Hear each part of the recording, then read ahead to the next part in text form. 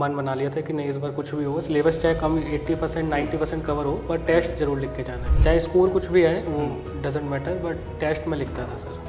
आपने अपना ऑप्शनल भी चेंज किया midway, the point where you migrated from sociology to maths. Sociology की तरफ उस टाइम गया और 2022 का मेंस भी लिखा एंड अच्छे से प्रिपेयर भी किया, पर मार्क्स नहीं आ पाए।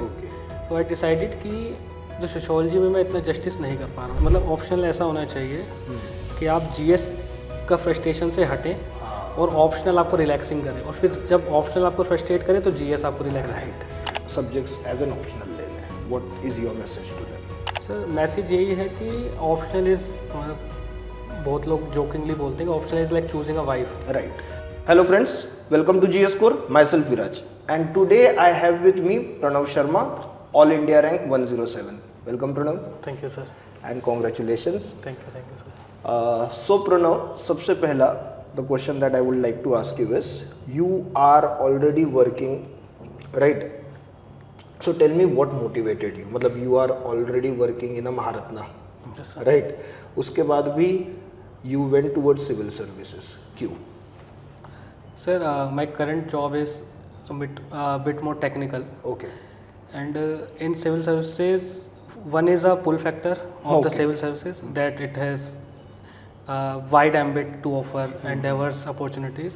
Second is a push factor, that I like to help people, and I started during the COVID days to prepare for this exam. And during that time I realized that to help the community or to poor people especially, this administration or civil services is a better opportunity. ठीक है। So when you started, मतलब जब आपने ये preparation की शुरुआत की, तो व्हाट वाज कि पहला thing, this is the thing that I will do first, कैसे आपने शुरू किया? So first I started with NCERTs itself. ठीक है। And then I got to the standard books and I started preparing, underlining them, highlighting them, and later during the prelims phase I prepared short notes out of them. So this was the initial starting. Right. एक specific question then, notes making ये एक pin point है students का, जी ठीक है। आप मुझे बताइए नोट्स मेकिंग आप करते कैसे थे? सर मेरे ज़्यादातर नोट्स ऑनलाइन ही रखता हूँ, क्योंकि ऑफिस ट्रैवल वगैरह में भी मतलब दे कम हैंडी फॉर रिवाइजिंग। तो जीएस वाइज मैंने वन नोट पे 4 नोटबुक्स प्रिपेयर करता हूँ, और उसमें टॉपिक वाइज फिर हार्डली 300 वर्ड्स 250 to 300 वर्ड जितना मेंस के लिए रिक्वायर्ड है उतना नोट्स वो बनाता हूँ सर। ठीक है। बाकी वैल्यू एडिशन के लिए अलग से ये पीएम स्पीचेस हैं, प्रेसिडेंट स्पीचेस हैं, मन की बात, इनसे एग्जांपल्स, टॉपर कॉपी से एग्जांपल लेके एक डाटाबेस अलग से फॉर एथिक्स एंड एसेस वो अलग से बनाया है सर। तो ये मतलब 4 नोटबुक्स हैं मेजरली, और वो रिवाइज करने में मेरे को बहुत, छोटी नोटबुक्स हैं तो बहुत ईजिली और जल्दी रिवाइज हो जाती है। राइट। सो कंसोलिडेशन आपके हिसाब से सबसे अच्छा रूट है। जी ओके। जब जैसे आप बोल रहे हैं ना कि मैं सिर्फ वो कंसिडरेशन में लेता था what was important from the point of view of means, और उसके बेसिस पे आप नोट्स बनाते थे, ठीक है। तो डिटरमाइनिंग फैक्टर क्या था कि ये मीन्स के लिए इम्पोर्टेंट है? आप कैसे डिटरमाइन करते थे कि हाँ चीज़ ठीक है, ये चीज़ मीन्स के लिए इम्पोर्टेंट है तो इसके बेसिस पे मैं नोट्स बनाऊंगा? सर मेंस का सिलेबस जो है मतलब अनलाइक प्री बहुत डिफाइंड है। राइट।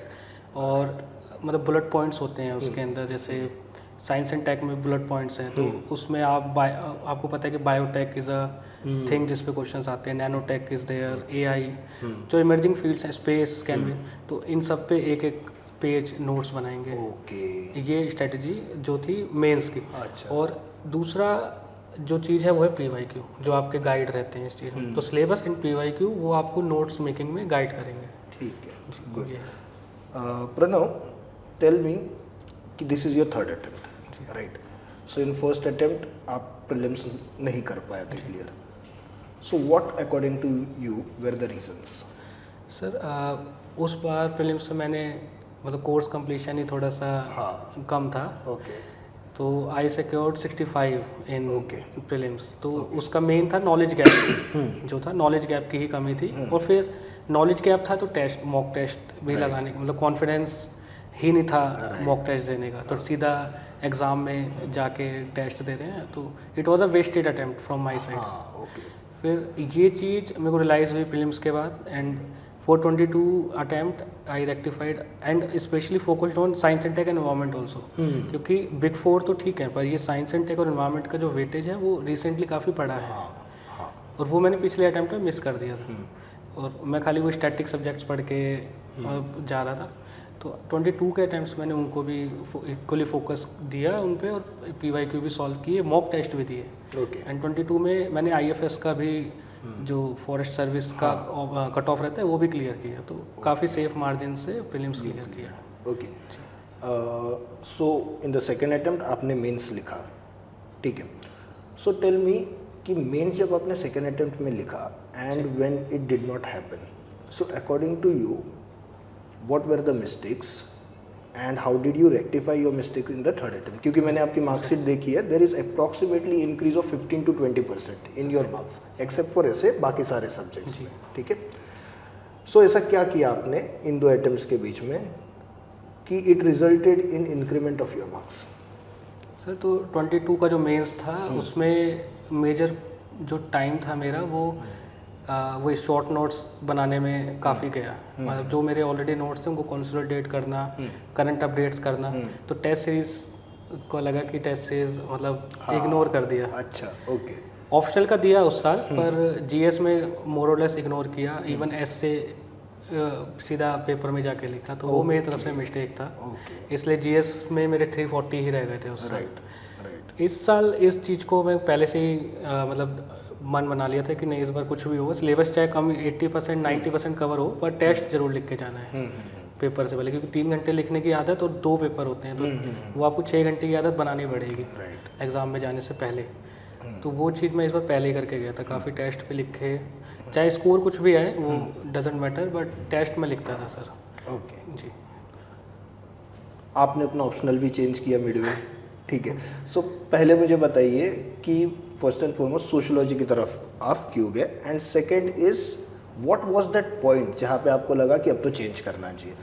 अब मैं ये इसलिए पूछ रहा हूँ ना कि मेनी अ टाइम्स स्टूडेंट्स एक ऑप्शनल ऐसे रीजंस पे ले लेते हैं कि इस ऑप्शनल की हवा चल रही है, ठीक है, या फिर दोस्त ले रहा है तो मैं भी ले लेता हूँ, या एक फैकल्टी बहुत अच्छे है एक ऑप्शनल के, ठीक है, and then they realize that optional is not for them, ठीक है, और वो फिर एक डायलेमा में रहता है कि कब चेंज करूँ या नहीं करूँ, ठीक है। So what was that point when you decided first why sociology, and then the point where you migrated from sociology to maths? सो जो आपने रीजंस मेंशन किए हैं वही एक्सटर्नल रीजंस हम इनको अगर बोलेंगे तो कि फैकल्टी अवेलेबिलिटी है, या फिर हवा जो आपने बोला कि मार्क्स अभी इसमें आ रहे हैं, तो सब लोग 1 2 ऑप्शनल 3 ऑप्शनल के पीछे ही जा रहे हैं। तो और एक जो मेरा मतलब पर्सनल रीज़न ये था कि ऑफिस के साथ आई थॉट कि एक छोटा ऑप्शनल लेना चाहिए ताकि जल्दी प्रिपेयर हो जाए और GS हैम्पर ना हो, तो इसलिए मैंने सोशियोलॉजी की तरफ उस टाइम गया, और 2022 का मेंस भी लिखा एंड अच्छे से प्रिपेयर भी किया, पर मार्क्स नहीं आ पाए। तो आई डिसाइडेड कि जो सोशियोलॉजी में मैं इतना जस्टिस नहीं कर पा रहा हूँ, मतलब अंदर से ही GS मतलब ऑप्शनल ऐसा होना चाहिए कि आप GS का फ्रस्ट्रेशन से हटें और ऑप्शनल आपको रिलैक्सिंग करे, और फिर जब ऑप्शनल आपको फ्रस्ट्रेट करे तो GS आपको रिलैक्स करे। तो उस टाइम पे आई थॉट कि मतलब गेट का एग्ज़ाम भी दिया है पहले और JEE वगैरह के एग्ज़ाम भी दिए हैं, तो maths came naturally. Computer science का तो कोई सर ऑप्शनल है नहीं, तो मैथ्स वाज अ मतलब best choice after computer science, तो मैथ्स से फिर 24 का मेंस दिया सर। ठीक है। सो ये हॉन्टिंग थॉट्स नहीं थे, ऑलरेडी इतना पढ़ चुका हूँ, फिर नया subject, obviously it was not a new subject, but you had to do it from the point of view of UPSC now, है ना। सो किस तरह से आपने कोप अप किया इस प्रेशर को कि मैं फिर से एक नए सब्जेक्ट की तरफ जा रहा हूँ? How did you cope up with that? Sir वही लीप ऑफ फेथ वाली बात थी उस टाइम पे, मतलब लग रहा था जिनसे मतलब मैं बात करता था मैक्सिमम लोग ये सजेस्ट करते थे कि एक ही मेंस दिया है सोशियोलॉजी से ही दोबारा ट्राई करो, पर मेरे को मतलब इंटरनल जो गट फीलिंग थी ये थी कि सोशियोलॉजी से मैं शायद उतना अगले अटेम्प्ट में भी ऑनेस्टली मतलब नहीं मेहनत कर पाऊँगा। तो फिर वो था कि अगर अभी एज उस टाइम पे 25 एज थी, तो अगर एज भी कम है तो एक बार मैथ्स से देके देखते हैं। राइट। और स्टैटिक सब्जेक्ट है सर, तो सब्सिक्वेंट अटेम्प्ट्स में आपके मार्क्स बढ़ने के चांसेस होते हैं मैथ्स जैसे ऑप्शनल के अंदर। तो ये रीज़न था कि मैथ्स के लिए फिर फाइनली 23 वाला अटैम्प्ट स्किप किया और फाइनली फिर मैथ्स से Okay. दिया sir. So Pranav, with respect to science subjects ना, there are some limitations. पहले तो syllabus of science subject is actually yes quite मतलब काफ़ी बड़ा syllabus है science subjects का, ठीक है। Second is कि अब पहली बार में वो पढ़ने में तो you can manage, but revision, ठीक है, that becomes an havoc. And third is कि it does not overlap with GS, ठीक है। तो उसके बाद भी you took up maths, right. So आप साइंस स्टूडेंट्स को क्या बोलेंगे, या उन स्टूडेंट्स को क्या बोलेंगे जिन्हें science subjects as an optional लेना है? What is your message to them? Sir message यही है कि ऑप्शनल इज़, बहुत लोग जोकिंगली बोलते हैं कि optional is like choosing a wife, right. तो अगर आपको, क्योंकि साइकिल बहुत लंबी है और अगर आप कंफर्टेबल नहीं रहेंगे ऑप्शनल में, आप किसी और को देख के ह्यूमैनिटीज़ का लेंगे, क्योंकि आपके लिए वो भी नया ही है। हाँ, इसलिए अगर आप ऑप्शनल साइंस का बैकग्राउंड का लेते हैं तो इट रिवॉर्ड्स यू, अगर आप मेहनत कर पाते हैं उसके अंदर, क्योंकि स्टैटिक रहता है। दूसरा, मार्किंग स्कोरिंग अच्छी हमें देखने को मिलती है एज़ कम्पेयर टू ह्यूमैनिटीज़। तो ये दो फैक्टर हैं जिससे आप मतलब साइंस के ऑप्शनल के थ्रू देने का मतलब सोच सकते हैं। Right. And tell me about, मतलब ये थोड़ा सा अनकंफर्टेबल क्वेश्चन हो सकता है, बट ऐसे में कम क्यों हुए marks? What was the reason? जो मुझे प्राइमरी रीज़न इस बार लग रहा है सर कि टाइम मैनेजमेंट वाला in during the exam itself. Okay. जो मेरा पहला ऐसे था, it extended to 1 hour and 45 minutes 50 minutes।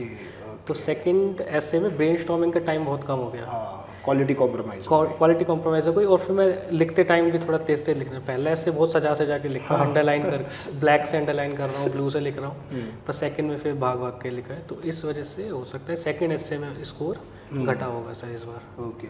सो आपका मतलब विद रिस्पेक्ट टू ना being in the examination hall, ठीक है, what is your advice to the students? Because many of them will be writing their first attempt, ठीक है, this year means वो पहली बार लिख रहे होंगे, तो उन बच्चों के लिए आपका एडवाइस क्या है कि how to manage yourself in the classroom, कैसे करें ये चीज़? सर पहले तो एक छोटी सी एडवाइस ये है कि प्रीलिम्स और मेंस के बीच का टाइम आप बहुत अच्छे से यूज़ कीजिए। The more you bleed in training, less you bleed in war. Right. तो ये है, जितना पेन और पेपर, ब्लड बेसिकली आपके लिए यहाँ पे पेन और पेपर है, जितना आप पेन घिसेंगे यहाँ पर उतना आपको ईजी रहेगा एग्ज़ाम हॉल के अंदर। बाकी एग्ज़ाम हॉल में D-Day के दिन जो आपका मेंटल मेकअप है बहुत, मतलब उससे मार्क्स आपके इन्फ्लुएंस होते हैं। तो मेडिटेशन एक चीज़ है, हल्का खाएं सुबह जाने से पहले, मेडिटेशन करें, लूज क्लोथ्स पहने, वहाँ पे जीन्स वगैरह या जैकेट डाल के जाने का कोई मतलब रिक्वायरमेंट नहीं है। अपना लूज लोअर और टी-शर्ट में जाइए, और जब एग्ज़ाम सीट पे आप बैठ जाते हैं तो भी थोड़ा मेडिटेशन, अगर चैंटिंग, अगर आप विश्वास रखते हैं स्पिरिचुअलिटी में तो चैंटिंग वगैरह कर सकते हैं, या ओम गायत्री मंत्र जो मैं पढ़ता था, गायत्री मंत्र, तो उससे क्या होता है आपकी नर्व्स काम डाउन हो जाती हैं। और एक टिप जो मैं देना चाहूँगा कि आप घर से निकलते टाइम थोड़ा 2 पेज लिख लें किसी एक टॉपिक पे, उससे क्या होता है कि आपको राइटर्स ब्लॉक नहीं आता है एग्ज़ाम के अंदर। तो ये मैं प्रैक्टिस कर लेता था सर, सुबह घर से निकलने से पहले 2-3 पेज लिख लूँगा किसी भी एक टॉपिक पे, जैसे GS 1 का पेपर है तो हिस्ट्री पे लिख लेते हैं, तो उससे जाते ही पेपर में आपको एक तरह से डग आउट से या प्रिपेयर होके आते हैं। Now moving into more specifics, जैसे आपने एक क्वेश्चन देखा, ठीक है, now what is your plan of action, और व्हाट विल यू, मतलब what is your response? Now question देखा, आंसर लिखना है, तो वो जो पीरियड है क्वेश्चन लिखने से आंसर ख़त्म करने तक, उसे ज़रा आप समझाइए। सर ये चीज़ मैंने प्रैक्टिस मतलब प्री और मेंस के बीच में ही की थी, कि क्वेश्चंस देखते ही आपको पहले उसका कीवर्ड आप उठाएं, ओके, और एक डिफरेंशिएटिंग वर्ड रहता है लाइक एक्सप्लेन और क्रिटिकली एनालाइज, तो उस हिसाब से आपका ओरिएंटेशन रहेगा। बिल्कुल, कि आपको 2 पार्ट्स में बांटना है या 3 पार्ट्स में बांटना है, वे फॉरवर्ड रहेगा या नहीं रहेगा, कंक्लूजन का कितना, अगर 10 मार्क्स है तो कंक्लूजन डालेंगे या नहीं डालेंगे, या वे फॉरवर्ड से ही काम चलाएंगे। और जैसे ही क्वेश्चन आता था तो आई मतलब use to write introduction really fast. उस टॉपिक पे या तो कोई डाटा फैक्ट प्रिपेयर होगा या डेफिनेशन या कोई रिसेंट कोई इवेंट हुआ होगा तो वो यूज़ करके फटाफट इंट्रोडक्शन लिखेंगे और फिर बॉक्स बनाएंगे और मतलब एक हेडलाइन लिखेंगे, बॉक्स बनाएंगे और फिर point wise I use to write the answer. भाई ये मतलब ओवरऑल ओरिएंटेशन यही होता था। Right. And what about brainstorming with respect to the concept, question का कॉन्सेप्ट? वो सर पहले ही मतलब प्री और मेंस के बीच में ही करते। नहीं मतलब आई एम सेइंग कि आपने क्वेश्चन देखा जी, now the points have to come to you, ठीक है? तो उसके लिए व्हाट वाज इट नेचुरल कि पॉइंट्स आ रहे थे या फिर you will put in any specific effort for that? Sir वो PYQ पे ब्रेनस्टॉर्मिंग अच्छे से की थी इस बार। Okay. तो इट कम्स नेचुरली ऑल्सो। पर कई क्वेश्चंस वहाँ पे ऐसे होते हैं जिनको आप पहली बार देख रहे होते हैं या बहुत टाइम बाद देख रहे होते हैं। जैसे लेबर कोड वाले क्वेश्चंस जो इस साल आए थे वो मैंने 20 कोविड के टाइम पे ही पढ़े थे। उसके बाद से I was not in touch with them. तो उनके लिए थोड़ा सा मैं फिर रफ स्पेस में जाके थोड़ा स्केच बनाया था। मतलब 1 मिनट आप दे सकते हैं उसको, एक पॉइंट आ जाते हैं फिर आप लिख सकते हैं।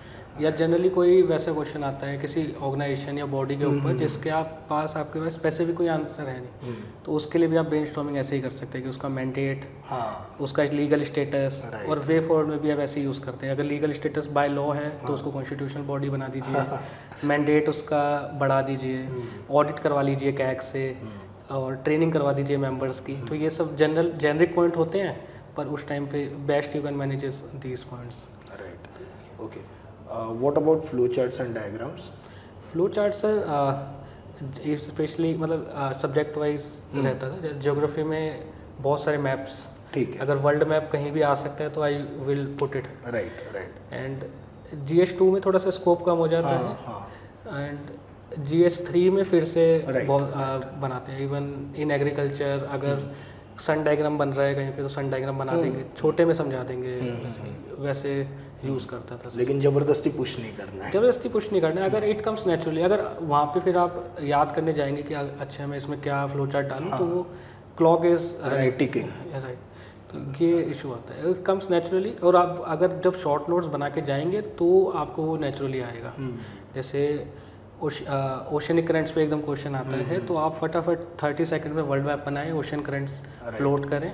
अगर वो मेमोरी में होगा तभी आप एकदम उसको डाल पाएंगे और आपके 2 मिनट बचे जाएंगे। Right. Okay, you have again an exceptional score in interview, ठीक है? So take me through your interview. कैसा रहा था वो प्रोसेस, कैसा रहा था इंटरव्यू का?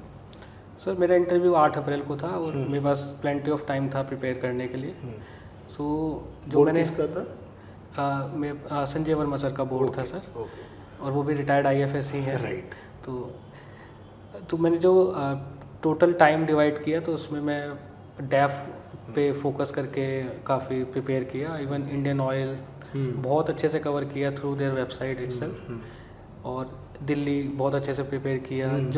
जो भी चीज़ मेरे डेफ से मतलब कुछ भी आसपास आ सकती थी वो उसके शॉर्ट नोट्स बनाए। तो लास्ट तक आते थे 100 पेज नोट्स इंटरव्यू पे ही बन गए थे। अच्छा।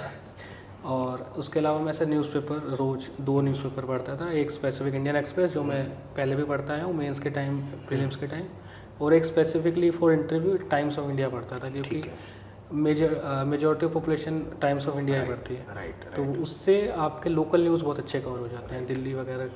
फिर एक लास्ट में based on suggestion of the board member itself mock interview I started reading economic का न्यूज़पेपर, क्योंकि उस टाइम पे ट्रम्प एंड टैरिफ वो हॉट टॉपिक था। तो लास्ट में इकोनॉमिक्स का न्यूज़पेपर भी ऐड किया, तो 3 न्यूज़पेपर। फिर अपने नोट्स जो रिवाइज करता था, एंड फिर जो मेरी हॉबीज़ थी बुक्स वगैरह वो फ्री टाइम में वो पढ़ता था। All right. तो इन हॉबीज़ आपने बुक रीडिंग ये लिखा था, right? Okay. And what are you reading right now? अभी क्या पढ़ रहे हैं आप? Currently I am reading Nexus by Yuval Noah Harari. Okay. It traces the origin and evolution of information till now, AI. ठीक है, good. So Pranav, thank you so much. मतलब आपने इतना डिटेल में और एलोबरेटली समझाया है, एंड गुड थिंग इज़ कि you did not only talk about कि आपने क्या किया, यू ऑल्सो स्पोक अबाउट कि आपने वो चीज़ें कैसे की। So that will definitely help students. So students, this was Pranav Sharma. Pranav, before I let you go, again जो टॉपर्स हमारे पास, हमारे जो टॉपर्स हैं और जिनका मैं पॉडकास्ट करता हूँ, I take a promise from them कि स्टूडेंट्स को मोटिवेट करना बंद नहीं करना है अपने, जी ठीक है। So best of luck for your future, Thank ठीक you, है, थैंक यू।